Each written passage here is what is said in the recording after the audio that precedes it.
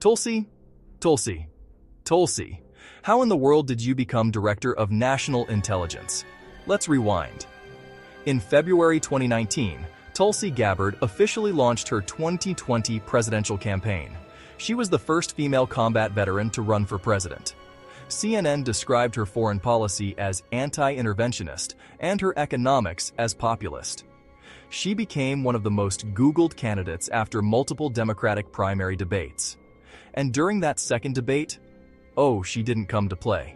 Senator Harris, your record as California Attorney General is deeply troubling. Tulsi walked onto that debate stage and basically hit Kamala Harris with a folding chair made of opposition research. She accused Harris of keeping innocent people on death row and said she owed them an apology. Fast forward to November 13, 2024. Donald Trump nominates Tulsi Gabbard to be Director of National Intelligence. So let me get this straight. A former Democratic presidential candidate becomes Trump's DNI? Art of the deal, baby. Art of the deal?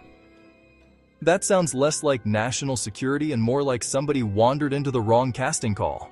Hey, Trump has a habit of doing this. Former opponents, former critics, unexpected allies. Next thing you know, they're in the cabinet. I just took advantage of it. Right, like Ben Carson. 1 minute, political rival. Next minute, congratulations, you work here now. Now here's where it gets interesting.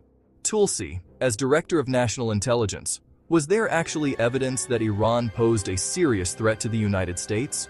As of March 2026, the assessment was that Iran's regime was still intact, but also largely degraded. Okay, intact, but degraded. That sounds like a guy insisting his car is fine while smoke is pouring out of the hood. The intelligence community assessed Iran's leadership and military capacity as weakened. But when lawmakers pressed you, did you call Iran an imminent threat to the United States? No, I did not classify Iran as an imminent threat. And on the nuclear question? There was no evidence of an immediate, imminent nuclear attack threat to the United States. Whoa, hold on, that's a pretty big sentence. So let's line this up. Iran was described as degraded. Iran was still intact, but Tulsi would not call it an imminent threat, and she said there was no evidence of an immediate nuclear attack.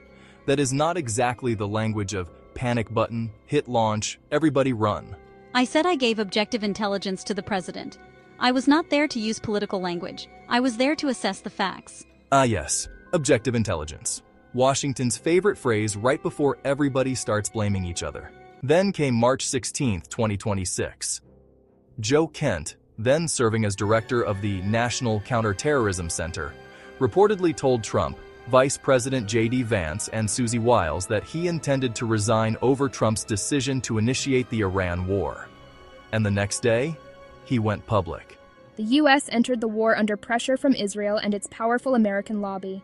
And Kent didn't stop there. He also denied that Iran posed an imminent threat to the United States. Wait a minute. So Tulsi doesn't call Iran an imminent threat. Joe Kent doesn't call Iran an imminent threat. But somehow the country still ends up in war mode? I gave my assessment.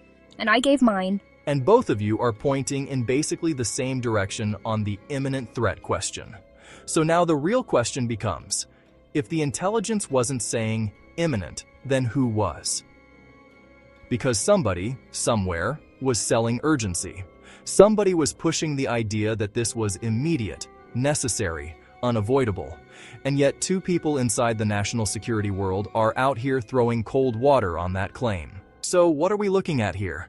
A genuine intelligence disagreement? A political sales job? Or a war decision made first, with the public explanation stitched together afterward? The intelligence was the intelligence. And I resigned because I believed the process was being controlled by too few people. Too few people. Now that sounds familiar. That's how big decisions get made in Washington when they don't want too many fingerprints on the glass.